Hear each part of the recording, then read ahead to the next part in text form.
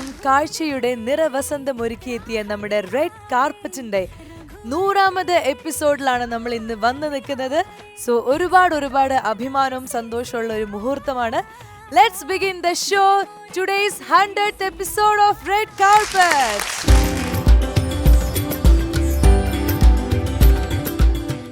ഇന്ന് റെഡ് കാർപ്പറ്റിന്റെ ഈ 100th എപ്പിസോഡിൽ നമ്മുടെ കൂടെ പങ്കുചേരാൻ വരുന്നത് ഒരു അഭിനേത്രി എന്ന നിലയിൽ മാത്രമല്ല, നല്ലൊരു ഭാര്യ, നല്ലൊരു അമ്മ, അങ്ങനെ എല്ലാം കൊണ്ടും ഒരു ഉത്തമ പേഴ്സണാലിറ്റി അല്ലെങ്കിൽ ഉത്തമ വ്യക്തിത്വത്തെയാണ് നമ്മൾ സ്വാഗതം ചെയ്യാൻ പോകുന്നത്. മലയാളികൾക്കിടയിൽ ഒരു തരംഗം സൃഷ്ടിച്ച നായിക മറ്റാരുമല്ല, നമ്മുടെ സ്വന്തം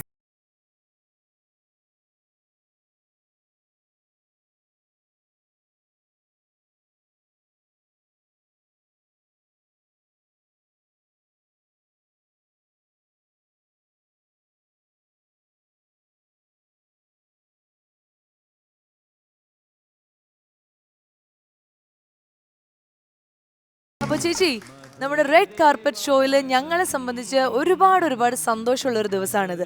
കാരണം ഈ ഷോ തുടങ്ങിയിട്ട് ഇന്ന് 100ാമത് എപ്പിസോഡ് നമ്മൾ ആഘോഷിക്കുകയാണ്.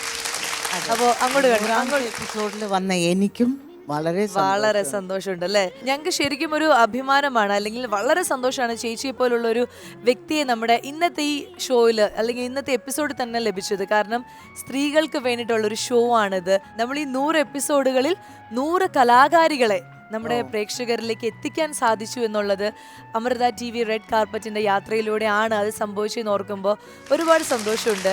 എന്തായാലും അതിൻ്റെയൊക്കെ ഒരു കുഞ്ഞൊരു ഷോറിൽ നമ്മൾ ഈ 100 എപ്പിസോഡ് വരെ എത്തിയതിൻ്റെ ഒരു ഷോറിൽ നമ്മളിവിടെ റെഡി ആക്കിയിട്ടുണ്ട്. അപ്പം നമുക്ക് അതൊന്ന് കാണാം ചേച്ചിക്ക് വേണ്ടിയിട്ട്. കാഴ്ചയുടെ ചരിത്രം തിരുത്തിക്കുറിച്ച് പെൺകരുത്തിന്റെ കരുതലിൽ ഉണർന്ന റെഡ് കാർപ്പറ്റ് 100ന്റെ നിറവിൽ.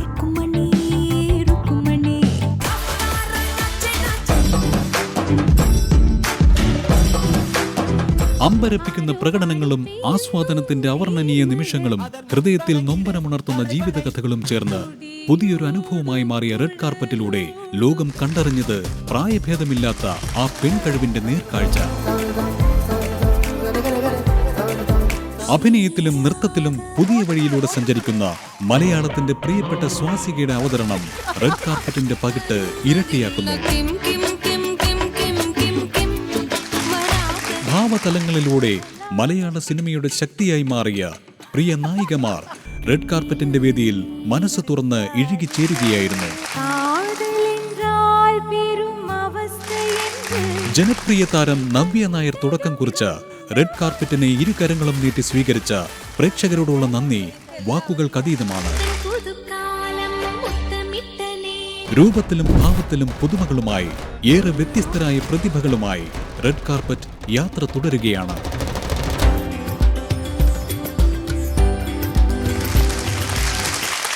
പെട്ടെന്ന് ഒരു ഷോറിൽ കണ്ടപ്പോൾ ചേച്ചിയുടെ മനസ്സിൽ എന്താ കടന്നുപോയത്? എന്തെങ്കിലും അഭിപ്രായങ്ങൾ, എന്തെങ്കിലും പറയാനുണ്ടോ? അല്ല, ഇത്രയും ഹാർഡ് വർക്ക് ചെയ്തിട്ടുണ്ടെന്നുള്ള ഒരു സന്തോഷമുണ്ട്. ഇത് പ്രായം എന്ന് പറയുന്ന ഒരു കാര്യം നമ്മൾ ഇവിടെ വെച്ചിട്ടില്ല. ആർക്കും ഒരു ലിമിറ്റേഷൻസ് വെക്കാണ്ട് ചേച്ചിയുടെ പേരിന്റെ അർത്ഥം പോലെ തന്നെ അതിരുകൾ ഇല്ലാത്ത ഒരു യാത്രയാണ് നമ്മുടെ കലാകാരികൾക്ക് വേണ്ടിയിട്ട് നമ്മള് ചെമ്പരവധാനി. വിജയേട്ടൻ പേര് വിട്ടപ്പം സീമ എന്നുള്ള ഒരു പേരിട്ട്. മീശ വിജയൻ എന്നാണ് പേര്, നടനാണ്. ലിസ ബേബിയുടെ പടത്തിൽ പോയപ്പോഴാണ് ഇത് ഈ പേരിട്ടത് എനിക്ക്. അപ്പം പുള്ളിക്കാരൻ ഒരു പാറപ്പുറത്ത് കയറുകയാണ്. മല്ലികേച്ചി ഉണ്ട്, ഫിലോമിന ചേച്ചി ഉണ്ട്, ശ്രീലത ചേച്ചി ഉണ്ട്. 3 പേരും ഇങ്ങനെ നടന്നു വരുന്നു. ബാക്കിൽ ഞാനും ഉണ്ട് പുറകിൽ. അപ്പോൾ പുള്ളിക്കാരൻ ഇങ്ങനെ നടന്ന് പറയാണ് സീമ എന്ന് പറഞ്ഞിട്ട്. അപ്പം പിന്നിൽ മല്ലികേച്ചി ചോദിച്ചു എന്താ അത് മീനിങ്. ഇറ്റ്സ് എ ലിമിറ്റ്, അതിര്, അങ്ങനെയൊക്കെ ഉണ്ടല്ലോ. അപ്പോൾ അവർ ചോദിച്ചു എന്താ അത് ഇപ്പം പറയാൻ കാര്യം. ഇതാണ് ആ കുട്ടിയുടെ പേരെന്ന്. അങ്ങനെയാണ് 1977 ഓഗസ്റ്റ് 19th ഇട്ടത് ആ പേര്. ഇപ്പൊ കറക്റ്റ് ഡേറ്റ് ചേച്ചിയുടെ ഓർമ്മയിലുണ്ട്. ഒരു വെള്ളിയാഴ്ച. അപ്പോ സീമ എന്നുള്ള പേര് അന്ന് ഇട്ടതാണെങ്കിൽ അതിനു മുൻപുള്ള പേര് ശാന്തി. ചേച്ചിയുടെ സിനിമയിലേക്കുള്ള ഒരു എൻട്രി എങ്ങനെയായിരുന്നു? ചെന്നൈയിൽ ഡാൻസർ ആയിരുന്നു. അപ്പൊ ഞാന് ചോപ്ര മാസ്റ്റർ എന്ന് പറഞ്ഞൊരു മാസ്റ്ററിന്റെ അടുത്ത് ശിഷ്യയാണ്. കമ്പോസിങ് ആണ്. നിറയെ ആർട്ടിസ്റ്റിന് ഞാൻ കമ്പോസ് ചെയ്തിട്ടുണ്ട്. അപ്പം ഇടയ്ക്ക് ഒരു കുറെ ഗ്യാപ്പ് കിട്ടുമ്പം ഗ്രൂപ്പിലും പോകും. അങ്ങനെ പോയപ്പോഴാണ് ഈ ബേബി ഏട്ടൻ്റെ പടത്തിൽ ഒരു പടം നൈറ്റ് ഷൂട്ടിംഗ് ആണ്. ആ. അന്നൊക്കെ മലയാള പടം നൈറ്റേ കൊടുക്കുള്ളൂ അവിടെ, ഡെയിലി സ്റ്റുഡിയോയില്. സ്റ്റുഡിയോയിൽ. അപ്പം ഇത് അരുണാചലം എന്ന് പറഞ്ഞ സ്റ്റുഡിയോയിലാണ്. ഇപ്പോഴും അതൊരു ഗണപതി ഉണ്ട് അവിടെ, അതിൻ്റെ പുറകിലായി ഷൂട്ടിങ്. അപ്പം മാധവ് മാസ്റ്ററാണ് മാസ്റ്റർ, ഡാൻസ് മാസ്റ്റർ. അപ്പം പോയപ്പം തൊട്ട് ഈ ബേബി ഏട്ടൻ ചോദിക്കുന്നു ആ കുട്ടി അഭിനയിക്കുമെന്ന് ചോദിക്കുന്നു. അപ്പം മാധവ് മാസ്റ്റർ എന്ന് ചോദിച്ചു മോളെ അഭിനയിക്കുമെന്ന് ചോദിക്കും. ഞാൻ വേറെ പണിയിൽ പോയാൽ മാസ്റ്റർ എന്ന് പറഞ്ഞു. അവിടെ റെസ്റ്റ് റൂം പോവാൻ കുറച്ച് ദൂരം പോകണം. ഭയങ്കര ഒരു കാടാണത്, പാമ്പൊക്കെ ഉണ്ടാവും. മാസ്റ്റർ പറഞ്ഞിട്ടുണ്ട് പോകുമ്പോൾ ഒരുമിച്ച് പോവും ഒരുമിച്ച് വരുമെന്ന്. അപ്പോൾ എല്ലാവരും കൂടി ഒരു 4-5 പേരും കൂടി ചേർന്നിട്ട് റെസ്റ്റ് റൂമിൽ പോയി തിരിച്ചു വരുമ്പം അവിടെ നിന്നൊരു സൗണ്ട് എന്ന് പറഞ്ഞിട്ട് എല്ലാവരും പേടിച്ച് ഈ പാമ്പാണോ. അവന് പാമ്പ് ഇത്രയും നേരം വിളിക്കുമോ ആരെങ്കിലും? കുറേ നേരം എന്ന് വിളിച്ചുകൊണ്ടിരിക്കുന്നു. ഞാൻ പോയി നോക്കിയപ്പോൾ ഈ വിജയേട്ടൻ, മീശ വിജയേട്ടനും ഇനിയൊരു മനുഷ്യനിരുന്ന് അവിടെ ഇരുന്നിട്ട് കുറച്ച് ഡ്രിങ്ക്സും കഴിച്ചുകൊണ്ടിരിക്കുന്നു. അപ്പോൾ എൻ്റെ അടുത്ത് ചോദിച്ചു കുട്ടി അഭിനയിക്കുമോ എന്ന്.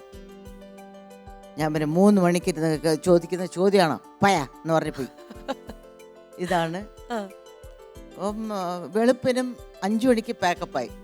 എൻ്റെ നമ്പർ വാങ്ങിച്ചു വെച്ചു, മാസ്റ്ററിൻ്റെ അടുത്ത് നിന്ന് നമ്പർ വാങ്ങിച്ചു വെച്ചു. അവർ വീട്ടിൽ പോയപ്പോൾ അമ്മേൻ്റെ അടുത്ത് പറഞ്ഞു ഇങ്ങനെ അമ്മ എങ്ങനെ ചോദിച്ചുകൊണ്ടേ ഇരിക്കുന്നു, നമുക്കൊന്ന് പോയി നോക്കാമുള്ളേ എന്ന് പറഞ്ഞു. അമ്മ പറഞ്ഞു. അങ്ങനെ അമ്മയും ഞാനും ഒരു സൈക്കിൾ റിക്ഷയിലാണ് പോകുന്നത്. നമ്മൾ ഇരിക്കുന്ന സ്ഥലത്ത് നിന്ന് മഹാലിംഗപുരത്താണ് പോകേണ്ടത്. ബേബിയേട്ടൻ്റെ വീട് ഇപ്പോഴും അവിടെ തന്നെയാണ്. റിക്ഷയിൽ പോയിട്ട് അവിടെ ഇറങ്ങിയപ്പം ബേബിയേട്ടൻ വാതിലിരുന്നിട്ട് വാ മോളെ എന്ന് പറഞ്ഞ് ഉള്ളിൽ കയറിയപ്പം ഒരു മനുഷ്യനുണ്ടായി അവിടെ ഉണ്ടായിരുന്നു. അത് പ്രൊഡ്യൂസറാന്ന് തോന്നുന്നു. ഇതാണ് ഞാൻ പറഞ്ഞ കുട്ടി, ഹീറോയിൻ. അപ്പം ഇതാണ് പ്രൊഡ്യൂസർ. എനിക്ക് കോൺഫിഡൻ്റ് ആയിട്ട് ഞാൻ അഭിനയിക്കുന്നില്ലല്ലോ, പിന്നെ എന്തിനാണ് ആവശ്യമില്ലാത്ത ഞാൻ. അപ്പം അതാണ് മൊയ്തീൻ, എന്നും എന്റെ മൊയ്തീൻ. ഓ അത് ശരി, നമ്മുടെ കാഞ്ചനമാലയുടെ മൊയ്തീനാണ് പ്രൊഡ്യൂസർ. മൊയ്തീൻ പറഞ്ഞു ബേബിയേട്ടൻ എന്തിനാ എൻ്റെ അടുത്ത് ചോദിക്കുന്നത്, ബേബിയേട്ടൻ്റെ ഇഷ്ടമല്ലേ. അങ്ങനെ പുള്ളിയുടെ പടമാണ് ഞാൻ ആദ്യമായിട്ട് അഭിനയിക്കാൻ പോകുന്നത്. അപ്പം ഒരു 18-നാണ് ഞങ്ങൾ പുറപ്പെട്ടത്. ബേബിയേട്ടൻ ഉണ്ട്, ഞാനുണ്ട്, നിവാസ് ക്യാമറാമാൻ അവരുണ്ട്, എൻ്റെ കൂടെ അഭിനയിക്കുന്ന ഒരു ഹീറോ ആയിട്ടുള്ള ഒരു കുട്ടിയുണ്ട്. പോയിട്ട് ഹൈദരാബാദ് എത്തുമ്പം ഞാൻ ചോദിച്ചു സാർ இந்த പടത്തിൽ യാർ സാർ ഹീറോയിൻ എന്ന്. എനിക്ക് തമിഴാണ് കൂടുതൽ. അപ്പം പുള്ളി പറഞ്ഞു നാണക്കേട് പുറത്ത് പറയില്ലേ, നീയാ ഹീറോയിൻ. ഓക്കെ, ഇത്രയേ ഉള്ളൂ എക്സ്പ്രഷൻ. വലിയൊരു അത്ഭുതമൊന്നും തോന്നിയിട്ടില്ല. ഒടുവിൽ ആ പടം എനിക്ക് ചെയ്യാൻ പറ്റാതെയായി, ബിസിയായി പോയി. ഒക്ടോബർ 5-ന് അവളുടെ രാവുകൾ പൂജ ഇട്ടു. ഇതിൻ്റെ ഇടയ്ക്ക് സെപ്റ്റംബറിൽ ശശിയേട്ടൻ്റെ പടം ഈ മനോര തീരം പോയി വർക്ക് ചെയ്തു. അങ്ങനെ ഒക്ടോബറിൽ ഹീറോയിനായി. അതാണ് അവളുടെ രാവുകൾ. അത് കഴിഞ്ഞപ്പോൾ എനിക്ക് ആ പടത്തിന് പോകാനുള്ള ടൈം കിട്ടിയില്ലായിരുന്നു. ആ ഒരു ഒറ്റ സിനിമ കൊണ്ടാണ് ചേച്ചി എന്ന് പറയുന്ന ഒരു ഹീറോയിൻ മലയാളത്തിലേക്ക് സെയിം അതുപോലെ ഒരു വേറെ ലെവൽ നായികയായിട്ട് മാറിയ ഒരു സിനിമയായിരുന്നു. ആൾക്കാര് പ്രതീക്ഷിക്കാതെ ഒരു എൻട്രി ആയിരുന്നു കൊടുത്തത്. എന്തായാലും ഞങ്ങളുടെ ഈ 100th എപ്പിസോഡിൽ വീണ്ടും സീമ ചേച്ചിയെ ഞാൻ ഒരിക്കൽ കൂടി സ്വാഗതം ചെയ്യാണ്. നമ്മുടെ എപ്പിസോഡ് കുറച്ചുകൂടി ഒന്ന് കളർഫുൾ ആക്കാൻ, ഒരു പാട്ടും കാര്യങ്ങളൊക്കെ ആയിട്ട് വരാൻ വേണ്ടിയിട്ട് നമുക്ക് ഒരു അതിഥിയും കൂടി ഉണ്ട്. സോ നമുക്ക് വളരെയധികം സ്നേഹത്തോടെ സ്വാഗതം ചെയ്യാം. ഈ അടുത്ത കാലത്ത് ഒരു കലാകാരിക്ക് പ്രായം എന്നുള്ളത് ഒരു ബാധകമല്ല, കലാകാരിയെ അംഗീകരിക്കും നമ്മൾ എന്ന് വീണ്ടും തെളിയിച്ചു മലയാളികൾ. അങ്ങനെ ഒരു കലാകാരി നമ്മുടെ ഇടയിലേക്ക് വരാൻ പോവാണ്. മലയാളികളുടെ സ്വന്തം നഞ്ചി അമ്മ.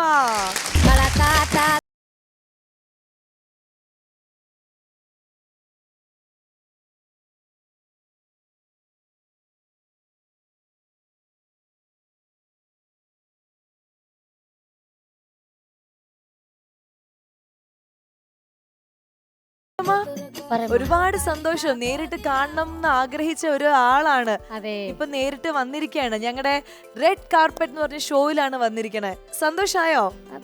സുഖമായിട്ടിരിക്കണോ? വീട്ടിലെല്ലാവരും നന്നായിരിക്കണോ? എല്ലാരും സുഖം തന്നെ. ഇതാരാന്ന് അറിയോ? സീമമ്മേടാണ്. സീരിയലിലൊക്കെ കണ്ടിട്ടുണ്ട്, പടത്തിലൊക്കെ കണ്ടിട്ടുണ്ട്.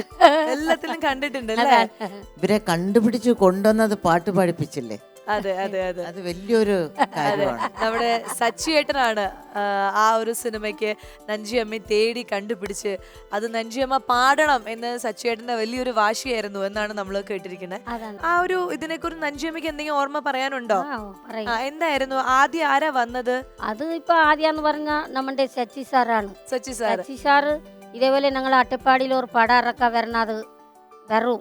അതിലൊക്കെ ഇതേപോലെ ഒരു അമ്മേച്ചി ഉണ്ടോ പാട്ട് പാടാനെന്ന് പറഞ്ഞതാണ് ചോദിച്ചു. പിന്നെ ചോദിച്ചിട്ട് പളനിസ്വാമി അടുത്തിലൊക്കെ പറഞ്ഞു കൊടുത്തു, ഏതായാലും നിമ്മന്റെ രാജ്യത്തിലൊക്കെ ആളുണ്ടാവുമെന്നു. അപ്പൊ അയാളൊക്കെ പറഞ്ഞു, ആ ഞങ്ങളുടെ ഊരിലൊക്കെ ഞങ്ങളുടെ ഒരു ഗ്രൂപ്പിലെ ആളുണ്ട്, അങ്ങനെ അയ്യമ്മൊക്കെ പാടെന്ന് പറഞ്ഞു. പിന്നെ ശരി വിളിച്ചിട്ട് വാ നമ്മുടെ കമ്പനിക്കൊക്കെ എന്ന് പറഞ്ഞു. നമ്മുടെ ചച്ചി സാറ് ഇവരൊക്കെ എന്നെ വിളിച്ച് കൊണ്ടുപോയി. അതാണ് കൊണ്ടുപോയിട്ട് അതിലൊക്കെ ഒരു പാട്ട് പാടുമ്പോഴേക്ക് ഭയങ്കര സാർക്ക് ഇഷ്ടപ്പെട്ടു. അത് അങ്ങനെ പാടിയാണ് സാർക്ക് ഇനി ആ പാട്ട് മാത്രം പോറാ, അതിൽ അഭിനയിക്കാക്കും പറയണോ ചേച്ചി പറ്റുമെന്നു. അപ്പൊ അങ്ങനെ അവരൊക്കെ പറഞ്ഞു, ശരി ഞാൻ നിങ്ങൾ പറയുന്ന പോലെ അഭിനയിക്കാന്ന് പറഞ്ഞിട്ട് അഭിനയിച്ചു. സച്ചി സാറും അവരൊക്കെ വന്നപ്പോ നഞ്ചിയമ്മയ്ക്ക് അറിയായിരുന്നു സച്ചി സാർ ആരാണ്, പൃഥ്വിരാജ് ആരാണ്? പൃഥ്വിരാജ് ആരാന്ന് അറിയായിരുന്നോ? അത് പറയണ്ട. നമ്മള് മുമ്പിലൊക്കെ അവരൊക്കെ അവിടെ വന്ന് അട്ടപ്പാടിയിൽ പടം എടുത്തിട്ടുണ്ടായിരുന്നു, എനിക്ക് അറിയും. പെട്ടെന്നാണ് അവരൊക്കെ ഒരു ചോദ്യങ്ങളൊക്കെ ചോദിച്ചു വന്നത്.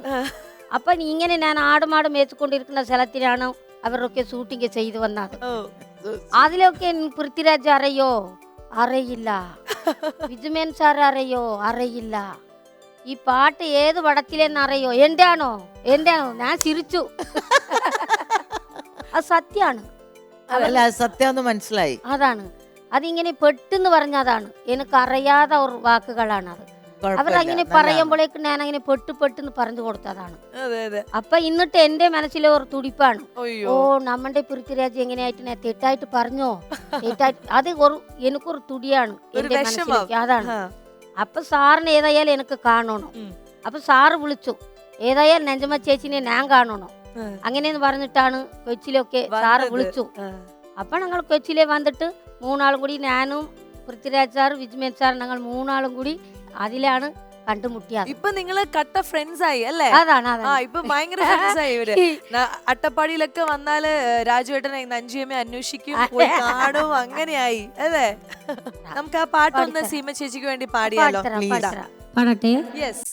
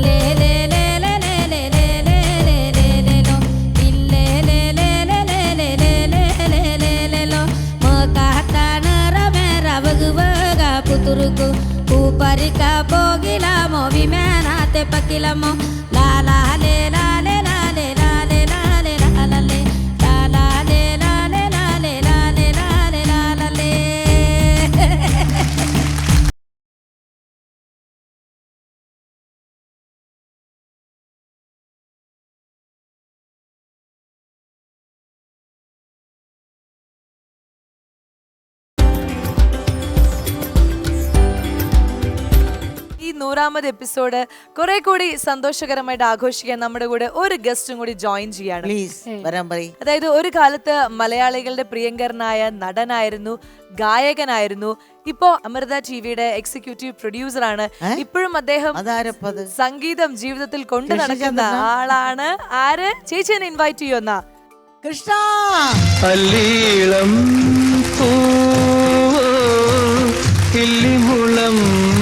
തേനോ അല്ലീളം പൂ ഇല്ലിമുളം തേനോ തെങ്ങിള നീരോ. പ്രത്യേകിച്ച് ഒരു സ്വാഗതം പറയേണ്ട കാര്യമില്ല, കാരണം നമ്മുടെ അമൃത ടിവിയുടെ എല്ലാമാണ് അദ്ദേഹം. അപ്പൊ അതുകൊണ്ട് നമുക്ക് സ്വാഗതം ആവശ്യമില്ല. ആദ്യം ആ, കൃഷ്ണനെ കാണുന്നത് ഒരു സ്റ്റേജിൽ പ്രോഗ്രാം പാട്ട് പാടാണ്. ആ, അപ്പൊ ഞാൻ ശശിയേട്ടൻ്റെ അടുത്ത് പറഞ്ഞു ഈ കുട്ടി നന്നായി പാടുന്നു എന്ന്. ഉം, അങ്ങനെ ശശിയേട്ടൻ ഇണ എന്ന് പറഞ്ഞ ഇണ, പടത്തിൽ പാടിപ്പിച്ചു. ആ. പാടിപ്പിച്ചിട്ട് ഇവരുടെ ലവും ഞങ്ങളുടെ പടത്തിലാണ്, ഈ നാട്ടിലാണ്. ഓ, love, ചേച്ചി love. ഓരോന്ന് മെല്ലെ മെല്ലെ വിടാം, ഇതെല്ലാം കൂടി ഇണ ഒരുമിച്ച് എന്നുള്ള വിട്ട് പേരിന് അല്ല, പേരിന് ഇത് ഇവര് അർത്ഥവത്താക്കി. ഒറ്റയടിയിൽ പറഞ്ഞാലേ എനിക്ക് പറയാൻ പറ്റുള്ളൂ. ആണ്. ഇണ എന്ന് പറഞ്ഞ പടത്തിൽ വന്ന് പാടി ഇവരുടെ ലവായി, ഈ നാട്ടിലായി, കല്യാണവും കഴിച്ചു. എന്നിട്ട് ഇവരെ ഞാൻ കൊണ്ടുപോയി 87-ൽ ആദ്യമായിട്ടാണ് ഞങ്ങളെ പ്രോഗ്രാം ദുബായിൽ. 87-ൽ മോഹൻലാൽ അടി വാങ്ങിക്കും. അല്ല, മോഹൻലാൽ മിണ്ടിപ്പോരുത്, ഉണ്ടായിരുന്നോ? മിണ്ടിപ്പോരുത്. എന്നിട്ട് കേക്ക് അവിടെ വന്ന് പ്രോഗ്രാം ഒക്കെ ചെയ്ത് ഞങ്ങൾ പോയി. ആ, ഈ ഇടയ്ക്ക് ഒരു 6-7 വർഷത്തിന് മുമ്പ് ലാലിൻ്റെ ഒരു ദുബായിലൊരു ഫംഗ്ഷൻ ആയിരുന്നു. പുള്ളി എന്നെ കണ്ടില്ല കേട്ടോ, ഭയങ്കര വാചകം. ഞങ്ങൾ 87-ൽ വന്നപ്പം ഇത് ലാലേട്ടൻ ഇങ്ങനെയൊക്കെ അല്ലായിരുന്നു. ലാലേട്ടനൊന്നും പറയാറില്ല, ദേ, ലാലെന്നേ കൊണ്ണുട ഉണ്ണനാണ്, അതാണ് ഇതാണ് നറ്റതാണ്, ഞാനങ്ങനെ എങ്ങനെയെന്ന്. പിന്നീട് എന്നെ കാണുന്നത്, ഞാൻ സ്റ്റേജിൽ കയറി. ഞാൻ പറഞ്ഞു 87-ൽ എൻ്റെ കൂടെ വന്നത് കൃഷ്ണൻ മറന്നു, ആ, പക്ഷെ ലാലിൻ്റെ കൂടെ ഉള്ളത് മാത്രമേ ഓർത്തുള്ളൂ. ഓർത്തുള്ളൂ. ആ. അപ്പം ഞാൻ പറഞ്ഞു, സ്റ്റേജിൽ നിന്ന് തന്നെ പറഞ്ഞു, ഞാൻ പറഞ്ഞു നീ വാ വെളിയിൽ വെച്ചിട്ടുണ്ട് നിനക്ക് ഞാൻ. ചെവിക്കിട്ടൊരു കിഴുക്ക്. അത് അല്ല, ചേച്ചിക്ക് അത് പറയാനുള്ള അധികാരമുണ്ട്. അതെ, അതെ, പക്ഷെ അങ്ങനെയല്ല, അത് സത്യത്തിൽ നമ്മളെ കൊണ്ടുവിടാ പോയി പറയണ്ട, കേൾക്കുന്നവരെ വിചാരിക്കില്ല ഞാനെന്തോ ഭയങ്കര അബദ്ധം കാണിച്ചു എന്ന് വിചാരിക്കും. വേണാണ്. അതല്ല, അല്ല, നമ്മളൊരു പ്രോഗ്രാമിന്റെ ഒരു മെയിൻ ആയിട്ടുള്ള ആർട്ടിസ്റ്റിന്റെ അന്ന് ലാലായിരുന്നു അതിന്റെ സെൻട്രൽ ഫിഗർ. അതാണ് ഞാൻ ഉദ്ദേശിച്ചത്. അതുകൊണ്ട് അല്ലാതെ സീമ ചേച്ചി കൂടെ ഉണ്ടായിരുന്നില്ല എന്നോ, സീമ ചേച്ചി അതൊന്നും അല്ല ഉദ്ദേശിച്ചത്. അവാർഡ് ഫംഗ്ഷൻ അല്ലാതെ പുള്ളി അവിടെ ഉണ്ടായിരുന്നു, വന്നു, അത്രേ അല്ല, അന്ന് മോഹൻലാലിന്റെ മിണ്ടണ്ട, ഇത് വേറെ ഏതാണ്. Okay, right. ചേച്ചി അന്ന് മോഹൻലാലിന്റെ ഫസ്റ്റ് പ്രോഗ്രാമാണ്, ഫോറിൻ പ്രോഗ്രാം. അതുകൊണ്ട് ലാലേനെ കുറിച്ച് പറഞ്ഞു, അത്രേ ഉള്ളൂ. അന്ന് ലാല് പാടിയ ഒരു പാട്ട് ഞാൻ തമാശക്ക് അന്ന് രണ്ടാമത് ഓർമ്മിപ്പിച്ചു. അതുകൊണ്ട് ഇതൊന്ന് രണ്ടാമത് എടുത്ത് പറഞ്ഞു. അങ്ങനെയല്ല, ചേച്ചിക്ക് അത് ഭയങ്കരമായിട്ട് ഫീൽ ചെയ്തു. feel ചേച്ചി ചെയ്തു. വന്ന പ്രോഗ്രാമിന് എന്നുള്ളത് പറയാണ്ട് മോഹൻലാലിന് ഇമ്പോർട്ടൻസ് കൊടുത്ത് പറഞ്ഞില്ലേ എന്ന്. അടി വാങ്ങാതെ, ഇത് പബ്ലിക്കാണ്, ഞാൻ മിണ്ടണ്ട. പറയട്ടെ, ശശിയേട്ടനും ചേച്ചിയാണ്. ഞാൻ കാലിക്കറ്റിൽ ഒരു അവാർഡ് ഫംഗ്ഷൻ നടന്നപ്പോൾ ഞാനൊരു പാട്ട്, അന്ന് ഞാൻ വെറും ആക്ടർ എന്നുള്ള നിലയ്ക്ക് ഒരു പാട്ട് പാട്ട് പാടി. പാടിക്കും. അപ്പൊ അത് സ്റ്റേജിന്റെ പിന്നിൽ വന്നിട്ട് ശശിയേട്ടനും സീമച്ചിയും ഭയങ്കര നല്ല ക്ലാപ്സ് ഒക്കെ കിട്ടിയപ്പോൾ ഇവര് വന്നിട്ടുണ്ട്, ശരിക്കും ശരിക്കും കെട്ടിപ്പിടിച്ചു രണ്ടുപേരും. എന്നിട്ട് പറഞ്ഞു, എൻ്റെ അടുത്ത സിനിമയിൽ നിനക്ക് പാട്ടുണ്ടെന്ന് സീമ ചേച്ചിയും പറഞ്ഞു, ശശിയേട്ടനും. അപ്പൊ ഞാൻ ആദ്യം വിചാരിച്ചു, ഛേ, അത് വെറുതെ ചുമ്മാ സന്തോഷത്തിന് ആ പറയാം. പാട്ടൊന്ന് പാട് കൃഷ്ണ പ്ലീസ്. വെള്ളിച്ചില്ലും വിതറി തുള്ളിത്തുള്ളിയൊഴുകും പൊരിനുര ചിതറും കാട്ടരുവി പറയാമോ നീ എങ്ങാണ് സംഗമം, എങ്ങാണ് സംഗമം. വെള്ളിച്ചില്ലും വിതറി തുള്ളിത്തുള്ളിയൊഴുകും പൊരിനുര ചിതറും കാട്ടരുവി പറയാമോ നീ എങ്ങാണ് സംഗമം, എങ്ങാണ് സംഗമം, എങ്ങാണ് സംഗമം. അപ്പോ എന്തായാലും ഒരുപാട് രസകരമായ വിശേഷങ്ങൾ ഇവരുടെ രണ്ടുപേരുടെ ഭാഗത്ത് നമുക്ക് കിട്ടാനുണ്ടെന്നുള്ളതിന്റെ ഒരു തുടക്കം ഇവിടെ ഇവർ ഇനി എന്ത് രണ്ടുപേരും കിട്ടാനുണ്ട്? ഇനിയുണ്ട്. ഉള്ളതൊക്കെ അതിനു മതി. മുമ്പ്, അതിനു ഇനിയുണ്ട്, മുമ്പ് ഇനിയുണ്ട്. ഇനിയുണ്ട്. ഇനി കൃഷ്ണേന്ദ്രൻ സാറിന്റെ ടേൺ ആണ്. കൗണ്ടർ അപ്പം ഉണ്ട്, അതെ. കൗണ്ടർ.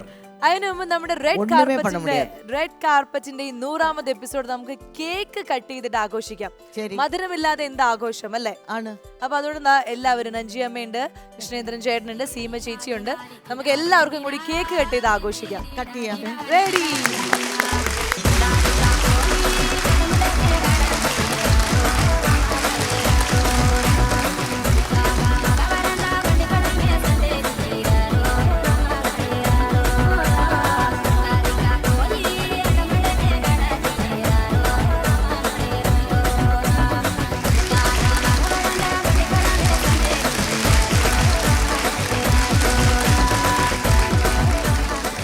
ഈ 100ാമത് ആഘോഷം നമ്മളിവിടെ സന്തോഷം കൂടുതലുള്ളത് കൊണ്ട് തന്നെ അവസാനിപ്പിക്കുന്നില്ല. So keep watching us. This is Red Carpet.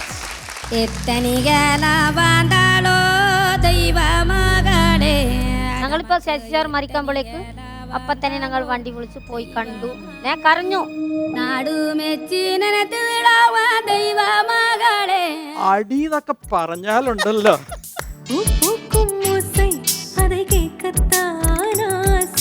Costume courtesy for Swastika, Ivanshi, Anu and Rija.